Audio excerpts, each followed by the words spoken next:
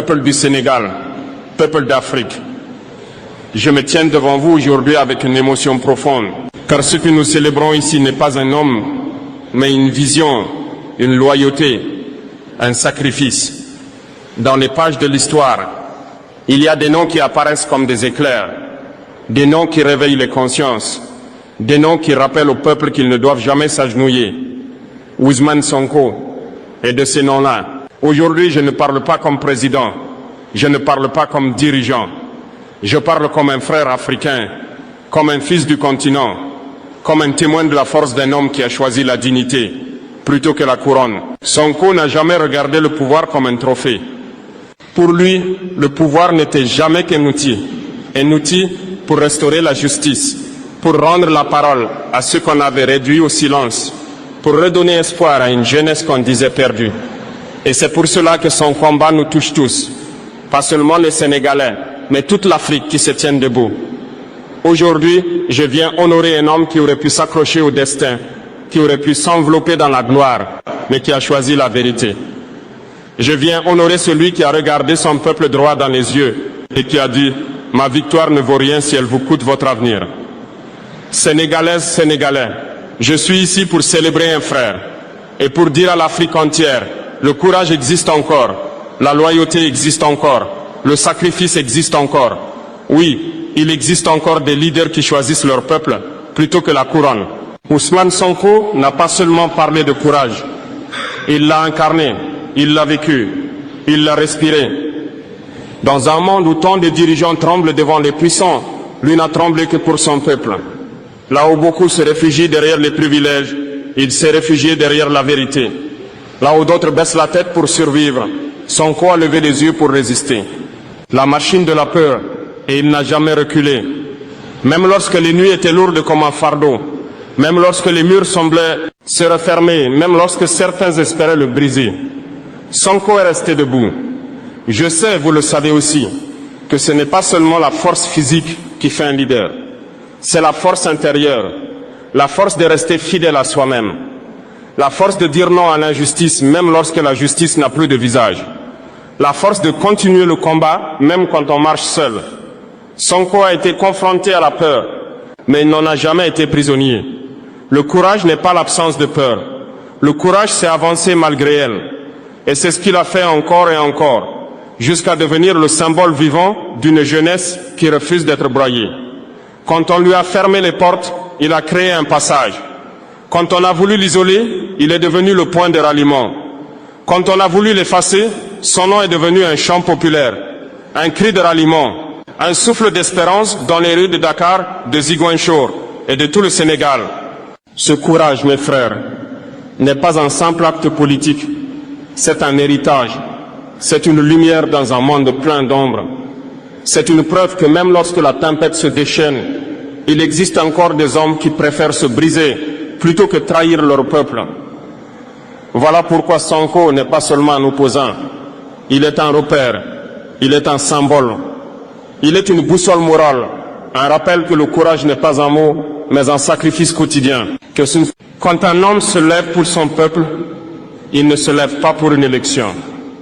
Il se lève pour une dignité qu'on veut lui arracher, pour une vérité qu'on veut étouffer, pour une justice qu'on veut maquiller. Le combat d'Ousmane Sonko n'a jamais été un combat pour lui-même.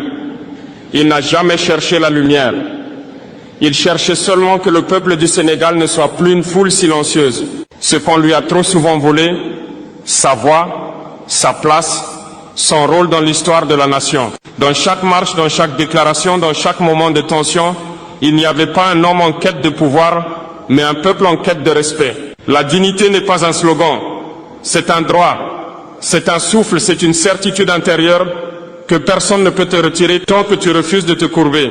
Sonko a rappelé au Sénégal et à l'Afrique que la dignité n'a pas de prix et que lorsqu'on la défend, on devient un mur que rien ne peut renverser. Il a parlé pour les oubliés, pour ceux que l'on ne voit jamais, pour ceux dont les mains construisent le pays, mais dont la voix ne compte jamais dans les bureaux où se décide leur avenir. Il a parlé pour les jeunes qui doutent, pour les femmes qui surveillent l'horizon, pour les travailleurs qui se lèvent avant le soleil, pour pour les anciens qui ont donné toute leur vie, sans jamais récolter l'abondance qu'ils ont semée. Il a parlé pour dire, vous valez plus que ce qu'on vous donne, vous méritez plus que ce qu'on vous promet. Vous êtes le cœur du Sénégal. Voilà pourquoi son combat résonne encore, parce qu'il n'a pas défendu des idées abstraites. Il a défendu la dignité humaine, la dignité sénégalaise, la dignité africaine. Et ce combat-là, aucun mur, aucune intimidation, aucune campagne de mensonges n'a réussi à l'arrêter. Parce que lorsque la dignité se lève, elle devient une rivière. Et personne ne peut arrêter une rivière lorsqu'elle choisit de rejoindre la mer. Il y a des combats que l'on mène debout, mais que l'on traverse blessé. Ousmane, ton histoire n'a pas été un chemin pavé de fleurs. Elle a été un chemin d'épreuve, un chemin de mur, un chemin où chaque pas coûtait du courage. Tu as connu la solitude que seuls connaissent ceux qui se dressent face à des forces plus grandes qu'eux. Tu as connu la diffamation, les accusations, les pièges, les humiliations publiques. Tu as connu les nuits sans sommeil, les portes fermées, les regards qui changent, les alliances qui se retournent, les sourires qui disparaissent dès que les tempêtes apparaissaient. Tu as connu les blessures silencieuses, celles que l'on ne voit pas, celles que les caméras ne filment jamais, celles qui ne saignent pas, mais qui brûlent longtemps.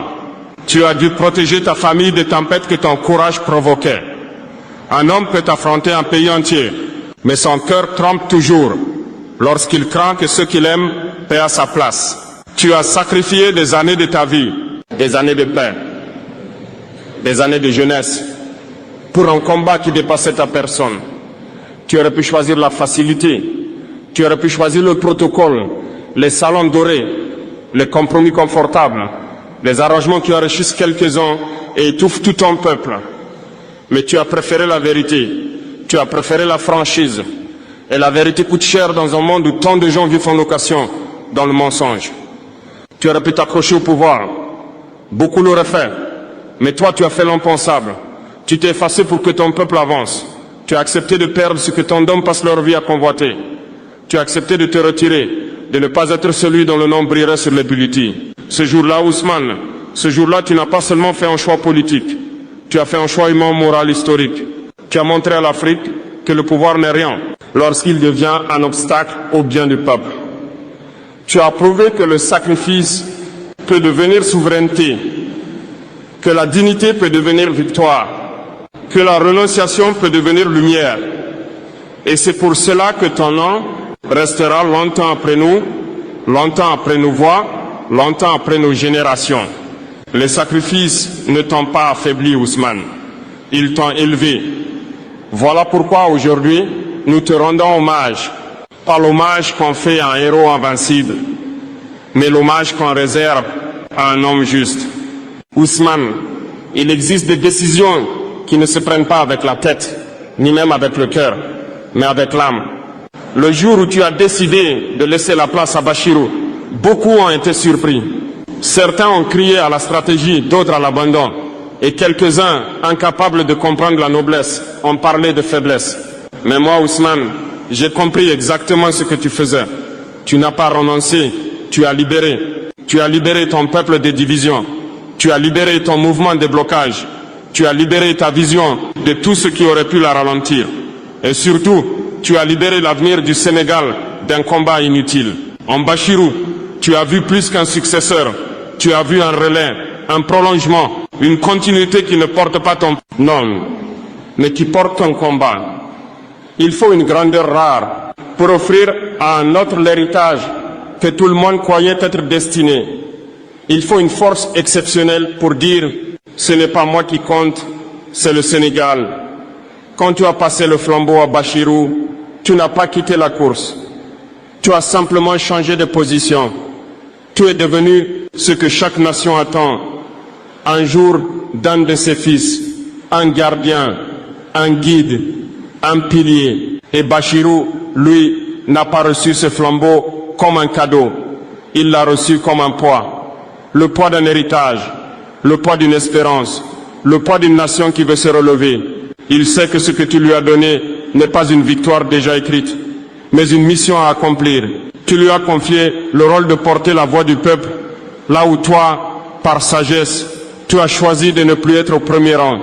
Et tu l'as fait sans amertume, sans calcul, sans regret. Tu l'as fait avec cette maturité politique qui manque à tant d'hommes d'État. Bachirou n'est pas ton ombre. Et toi, Ousmane, tu n'es pas un perdant.